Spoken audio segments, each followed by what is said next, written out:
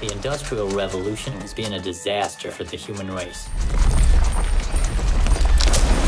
Oil poured into the Sound at the rate of 20,000 gallons an hour. The Montana Electric Company sprays cancer-causing herbicides without any warnings to the public. I cried about what was happening to the country. Desecration. But I have a plan for revenge. Thank you very much for taking the time. It's a pleasure to speak with both of you. I really enjoyed the film. I guess sort of starting at the top, how does casting work for a role like this? I mean, Tony, both from your perspective, what are you looking for? How do you find the right fit? And Sharlto, how did this come to you? How did you choose to commit to a project like this? Casting is very important with a role like this. Was looking for somebody who was very physical in their performances. Somebody who also, understood the mannerisms or could recreate them. There's very few recordings of Ted Kaczynski, so there was only one to really go off of. But just wanted somebody who was going to be physically all in on the performance, and that is really rare. And this film could have been very easily miscast. And just kind of lucked out with the timing of everything to meet Sharlto. And our first little audition together was just clear that this was the person we've been waiting for the whole time. I got the script. I didn't want to do it because they said it's, domestic terrorist, serial killer, crazy guy. And I thought, don't, that's not really going to be for me. But I looked him up, and I looked up the manifesto. I read the script, and that really got my attention. Then I looked up the manifesto, and I was like, okay, whoa, this is totally not what I was expecting. Like, this wasn't some crazy guy who was just randomly killing people. This is like a staggeringly smart human being. And then when I listened to the way he spoke, there was just an audio recording of him from prison answering questions. And just for whatever reason, energetically, practically, I just felt like I know this guy. Like, listening to how he was talking, I feel like I can embody this guy. And then I just sort of, I guess to a certain degree, imitated that and imitated how he spoke in a tape that I did for Tony. And that's how I got on board. It's interesting. I watched some of your old interviews in preparation to speak with you today, and I saw, I think it was in the context of Elysium, you talked about how it was difficult for you to play a sort of villain character. I was curious how you emotionally engaged with this role. It was very interesting because I'm, in my personal life, very anti-violence. I struggle with violence, and it's strange that I've ended up in a lot of movies that deal with it. This one, I think, deals with violence in a very honest way. And there was some part of Ted that I could relate to quite personally, where he speaks of, in his diaries, he starts by vandalizing just equipment because guys are chopping down a sort of mom and pop lumber shop starts near his property. And he just speaks about how, because he was brought up well, in a middle-class American neighborhood with good values, I mean, he just talks about the psychological battle he had to actually just like damage a vehicle, let alone go after killing people. And he goes through this journey of sort of rationally arguing why he should actually, be more and more extreme in his actions. And so for me, it was actually a lot easier to play him than some of the other villains that are just bad for the sake of it. Because this guy, when you really get into it, he had real reasons why he was doing what he was doing. He, as far as I can tell, if there's a reason, again, it's not something I particularly can easily relate to personally, but if there's a reason to go and kill someone for war, for whatever, he's fighting for the planet, he's fighting for animals, and he's fighting for the future of the human race. It seems at least as valid as, you killed someone for your family or for gold or for your religion or whatever else. So I was like, well, it's in the spectrum of why humans commit violence. This is as relevant, or as, if there's such a thing as honorable, types of violence. I'm not sure there is, but I don't see that it's less so than other forms, Yeah.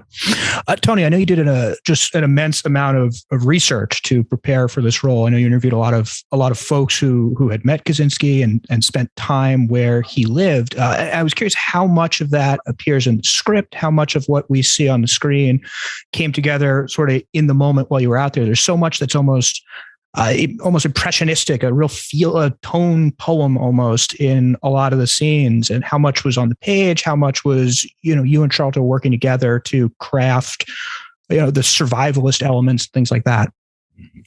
It was a real combination. We had the script that had a lot of what's in the film, but, Sharlto had an amazing ability to just internalize Ted in an incredible way. So, could just ad lib and just, understand the material, understand, and digest the diaries really well. And then out would come Ted Kaczynski. That was just this believable performance, believable verbiage, so that was just remarkable to watch. And then, we just, because we're in the actual physical place, there was some improving of a lot of, physical parts of, for instance, in the film where he's watering his garden with that pipe, that was not in the script. We found that pipe by the brook, and, we filmed Sharlto as Ted figuring out how to, irrigate his garden, So, there would just be sort of natural moments that would, align from being in the environment.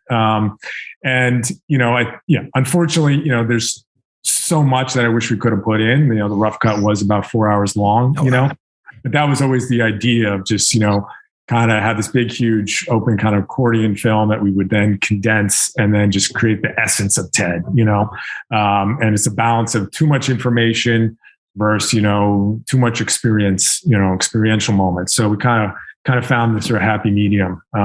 But, I wish we could, in a way have a longer film and maybe release some stuff later, because there's some amazing stuff that we could include. One of the things I found really interesting about the film is the tone. There are moments of almost dark humor in it. I'm thinking of the phone calls to Ted's mother and brother, or the sort of 575 scene with the envelope. And I was curious how you balance playing a character who's obviously sending mail bombs out, but at the same time, there are these sort of lighter elements. What you're grappling with both as a filmmaker and a performer in those scenes. We got to meet a lot of people who knew Ted, not a lot, but the ones in Montana. We were working with the local community there, which was great. We had support of those people. The librarian, who was sort of the only friend of Ted's and is still a friend of his today. When I asked her, what do you most remember about Ted Kaczynski?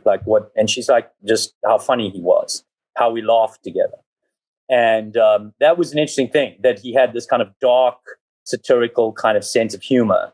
And I found him, there is a part of the level of intensity of his rants and stuff, which he has, and he has them in the book and whatever, from a certain point of view, that are almost comical. His level of frustration at the world is kind of darkly funny, and at times even to him. So it was just to sort of bring that to the role. Yeah, he had an incredible inner wit. I mean, we'd read some of these diary excerpts, and they'd have this hysterical laughter. I mean, so yeah, it was kind of wanting to capture that, and there's just some absurdism too. That him going into the phone company to complain about $5.75, dollars worth of quarters, was based on the letter that he wrote to the phone company. So that was where the launching point for then Sharlto to then internalize. That conversation would have been like. Yeah.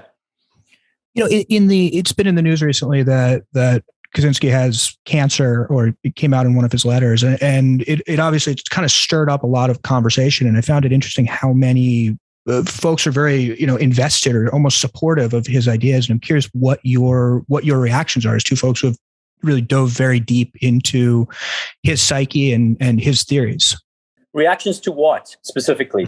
Well, reactions to the fact that there are a lot of people who are, I think, kind of captivated by Kaczynski and his sort of anti-techno notions of the world. To me, it makes complete sense. That people would be captivated. You just need to look at a movie like Don't Look Up, which was like one of the biggest movies, of the last year. Mm-hmm. And the movie is basically, the message of the movie is like, humans are idiots and we're all doomed. And everyone's like, ha, ha, ha, ha. And Ted's like, yes, you are idiots. You are all doomed. And why is nobody doing anything? You know what I mean? It literally, I mean, they're right there. That's about the way that I would summarize it. So people know that we're doomed. That's why they're watching the movie. That's why a movie like that with no hope whatsoever can be a successful film, as successful as it was. Yeah. You know, because somewhere in us, we know this is not a good path that we're on.